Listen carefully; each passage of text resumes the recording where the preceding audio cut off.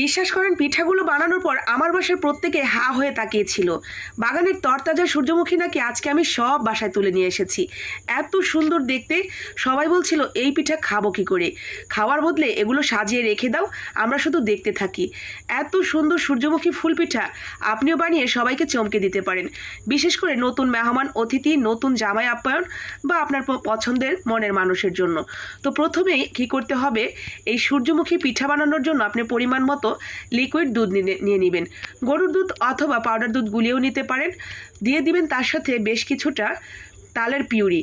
তো আপনি আপনার পছন্দ মতো নিয়ে নেবেন, যতটুকু দুধ নিতে চান একটু ঘন করে নেবেন, পাশে দিয়ে দিবেন একটু তালের পিউরি।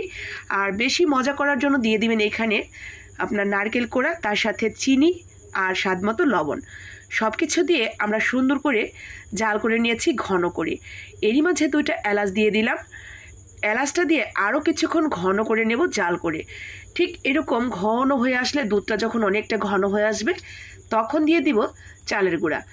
আতপ চালের গুঁড়া দিয়েছি বড় চামচের 2 চামচ, আর 1.5 চামচ দিয়েছি ময়দা। আপনি যে কোনো একটা দিয়েও বানাতে পারেন, তো আমি 2টাই মিক্সড রেখেছি, কারণ ময়দা দিলে পিঠাগুলো একদমই শক্ত হবে না, যদি পরের দিনও থাকে ঠিক ওইরকম নরম তুলতুলেই থাকবে। তো আমি ময়দা এবং চালের গুঁড়া দিয়ে ডোটা বানিয়ে সুন্দর করে ঠিক এরকম নামিয়ে ঠান্ডা করে নিয়েছি। এখন হাত দিয়ে মেখে নিব। মাখানোর সময় হাতে সামান্য একটু ঘি মেখে নেবেন, এতে করে ফ্লেভারটাও দারুণ হবে আর হাতেও চিটচিটে লেগে যাবে না।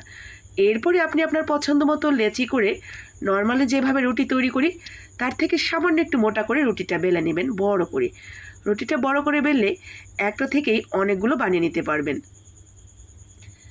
এরপরে এরকম কুকি কাটার দিয়ে আপনি আপনার পছন্দ মতো কেটে নেবেন। যত বড় পিঠার সাইজ করবেন সে অনুসারে কেটে নেবেন। যে কোনো গ্লাস কৌটার মুখা দিয়েও কাটতে পারেন যদি কুকি কাটার হাতের কাছে না থাকে। যত বড় কাটবেন পিঠাগুলো ততটাই বড় হবে। এরপরে আমি দেখেন ফুলের পাপড়িগুলো ঠিক এইভাবে কুকি কাটার দিয়ে কেটে নিয়েছি। কুকি কাটার দিয়ে যদি কাটতে না চান তাহলে যে কোনো একটা বোতলের মুখা অথবা একটা গ্লাস দিয়েও ঠিক এইভাবে পাপড়ির মতো করে করে কেটে নেবেন। তো সবগুলো একসাথে কেটে নিয়ে এরপরে পিঠার জয়েন্টগুলো দিতে বসবেন, তাহলে দেখবেন আর দেরি হবে না, ঝটপট শুধু জয়েন্টগুলো দিয়ে নেবেন।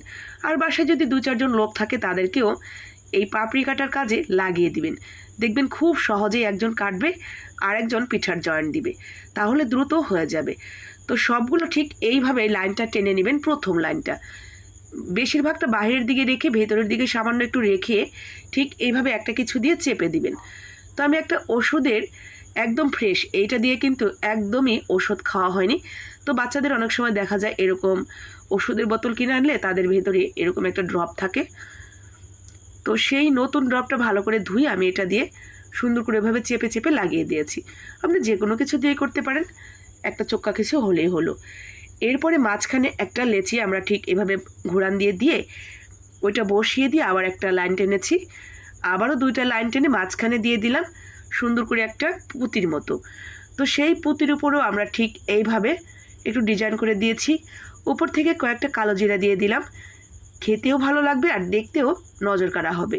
তো ঠিক একইভাবে আমি সবগুলো পিঠা একের পর এক বানিয়ে নিচ্ছি।